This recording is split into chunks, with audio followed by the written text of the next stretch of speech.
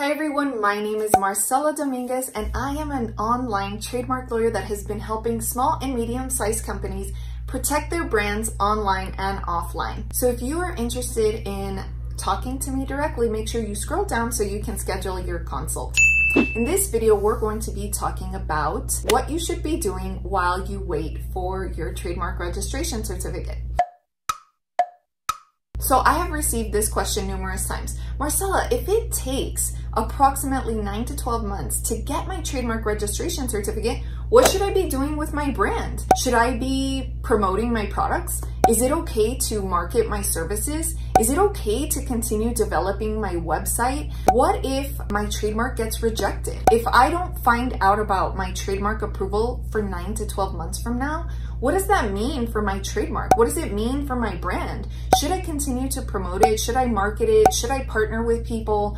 Should I put out Facebook ads? Should I sell my products? Can I go to the farmer's market?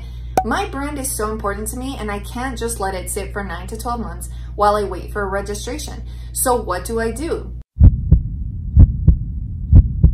I know that this might not necessarily be the answer that you expected, but the reality is it is up to you, the entrepreneur, the small company, the medium-sized company, what you do with your business. The reason is that if you continue to use your trademark and there is some sort of issue that comes up that basically precludes you from registering your mark and you are trademark infringing in the process, then you're still going to be on the hook for trademark infringement. So you need to think about whether that's a risk that you want to take. Now, if you don't want to take that risk, then you do have the option of just kind of twirling your hair and being on standby until you find out whether your mark is registered. But let me tell you something. When people are accused of trademark infringement, sometimes those people are already trademark holders, trademark registration holders. So let me give you an example. I got a call from a client recently and she told me that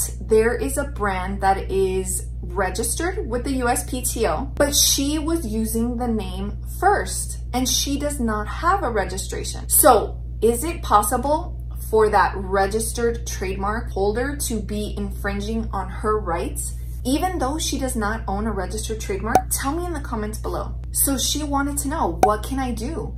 I don't own a registered trademark, but they do. But I was using it first. How does that whole issue work? Who would ultimately win? Do I have superior rights or does the registered trademark holder have rights?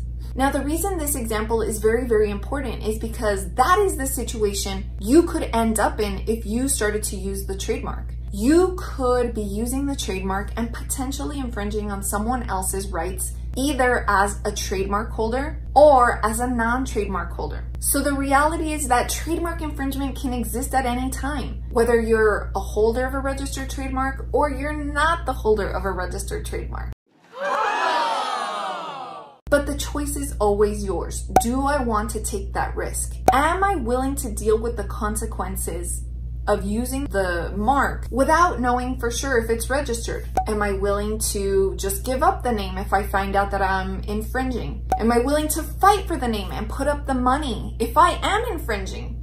Am I willing to tweak my name a little? Am I going to invest thousands and thousands of dollars in my product or my service before I know for sure whether I will get a registered trademark certificate? And all of these questions are answers that only you have. So the reality is that filing a trademark application in and of itself is not risky.